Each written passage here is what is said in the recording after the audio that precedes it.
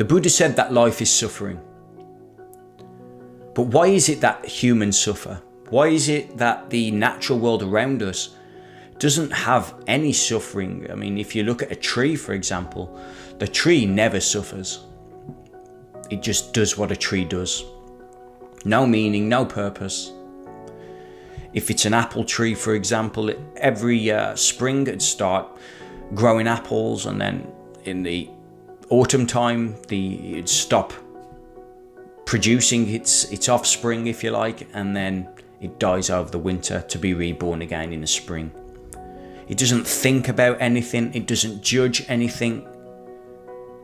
But as human beings, we get to do that all the time. We label things good, bad. We create a duality out of everything. Ask yourself, have you ever sat there for 2 minutes, just 2 minutes, and not judged something? Not had an opinion on anything? Because if you do that exercise, just 2 minutes, you can pick all your beliefs up after. Just have 2 minutes where you don't judge anything. You just sit there. Because let me ask you the question, if you're in that space, how can you suffer?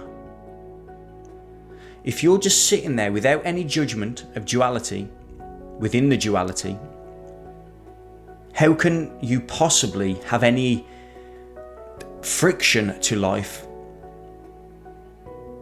Because all suffering comes from the world not being as we want it to be. We desire the world to be a certain way, to fit into our boxes of right and wrong, the concepts that we've grew up with of right and wrong. But if these concepts aren't met by consciousness as it arises and appears in front of us, we suffer. If it doesn't fit the boxes, we have friction against life and we want it to be another way. So for 2 minutes, drop them. Drop the good and bad. Drop the way you want to see the world to the way the world is. Just let the world be as the world is and see what happens in those 2 minutes. Because what happened for me is that there was a profound peace. I did this about 7 or 8 years ago after listening to Ramana Maharshi. Just a 2 minutes where you don't have an opinion. What is it within us that is taking ownership of consciousness?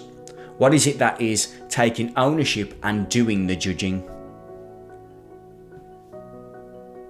Essentially, it's a relating function to the world. Psychology and in the spiritual community, they call that the ego. It's what we use between self and the reality, the relating function between the two. That's what the ego is. But it's merely a function. It's merely an evolutionary thing that has constructed itself to stay alive. So that friction is based on the egoic tendency to judge everything. It needs to judge it in order to keep itself alive. The truth, the radical truth, is that it's merely an illusion. It's a construct. It doesn't even exist. So the you that you think you are isn't even there. And once you have this experience, it's a comic. Life becomes a comic, it becomes a film, and then you can go and operate in the world. I say your consciousness operates in the world with a lot more humor and a lot more softness. It doesn't mean you don't, interact with people. It just means you see reality for what it is. The screen, the movie playing on the screen. The individual sense of I-ness can be developed in the dream. It can be developed on the movie set. But the truth, the radical truth, is that it's merely a screen of consciousness. And your opinions and judgments based on the illusory ego, that is what's causing all the supposed friction and the supposed suffering. But it's a lie. It's an illusion.